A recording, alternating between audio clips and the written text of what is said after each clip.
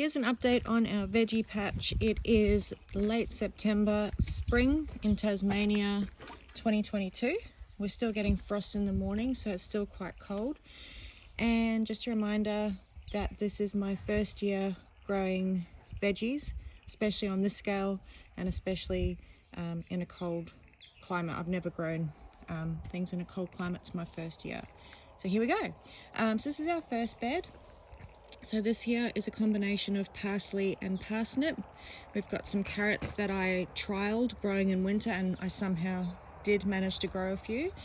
And then I've got a whole heap of, in these cloches here, we've got cabbages in the first row, and then we've got broccoli in the second row. I've got different varieties. And then I've got some onions planted in the back down there. The rhubarb, that's growing nicely, which I've got to start harvesting soon. And you'll see lots of lettuce that is interplanted throughout the veggie patch. A lot of it's self-sown, and I keep it because it's wonderful for trapping slugs and snails. I've got some watercress growing down between the carrots and the rhubarb. Then over here, this was also a trial. I planted a whole heap of brassicas. So there's broccoli, there's cabbages, and there's cauliflower scattered in this bed. Some of it didn't go very well. It sort of went to really leggy and went to bolt quite quickly, and that's because of the heavy frost, but also because I planted them too early. However, anything like that's fine because the leaves are still edible. I can give it to my goats, and I eat the leaves and I eat the small fruit anyway. But some of it's growing really well, as you can see over here, and some of it's growing really well over here as well. I'll try not to move the camera too fast. You can see I've got some nice cauliflowers growing in there. And you can see I've also interplanted lots of calendulas, and I've got sort of polyanthus and just nice flowers to attract all the good things. Got alyssum growing, got lots of poppies planted throughout. This is really interesting. So I planted I sowed a whole heap of carrot seeds here. You can see this big one in the middle. That's the one that I put a cloche onto, and the rest I didn't. And that was a experiment. And you can see the difference in how well the size of the two, putting a cloche on just to keep it warm. All right, so that's that bed done. Moving on to this bed, we've got a whole heap of different silver beet that's been growing really well throughout winter. I loved it. And here we've got some beans that I am growing, and obviously they'll be growing up this little trellisy thing that I made.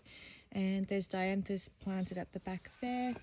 Got some thyme growing there, and got some chives. This is my self-sowing section. So there's all these different types of lettuces that I just let go to seed, and then it regrows. Whole heap of poppy. I've got lots and lots and lots of poppies growing through here, which look beautiful. Alyssum, got loads of dianthus that's starting to bud up. Just everything's hidden in there. It's really hard to weed in that spot, but everything's happy, so I leave it. You can see how many poppies grow. And this borage, which is one of the best plants you can sow or buy. I sowed this from seed to attract bees. It just attracts scores and scores of bees. Scores even a word for bees? I don't know. All right, over here we've got parsley, we've got bergamot, loads of kohlrabi that I'm experimenting with growing. More kohlrabi. I've got beetroot over there. Loads of little broccoli seedlings that I've started planting. Got some Brussels sprouts hidden in there, which I've never grown. Obviously I haven't grown any of this before, but I've really never grown Brussels sprouts. Celery through here, fennel, which I don't even eat, so I don't know why I'm growing, but I am.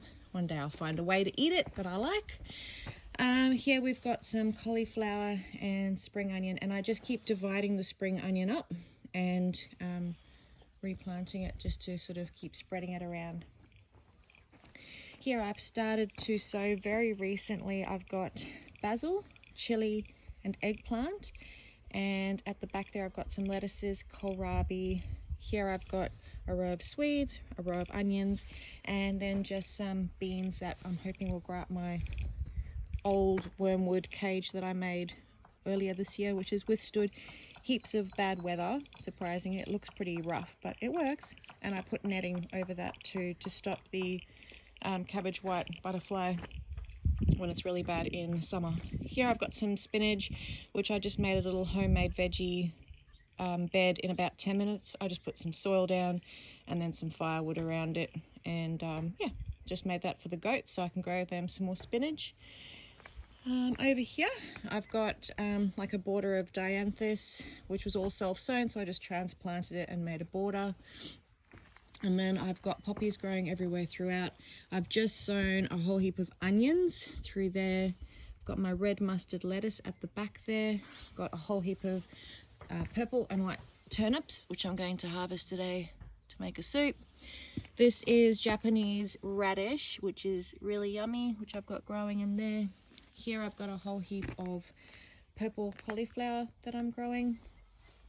Any gaps that you see, I've got a whole heap of onions that I'm growing, and you can see some of the onions are starting to pop up randomly, but they take forever.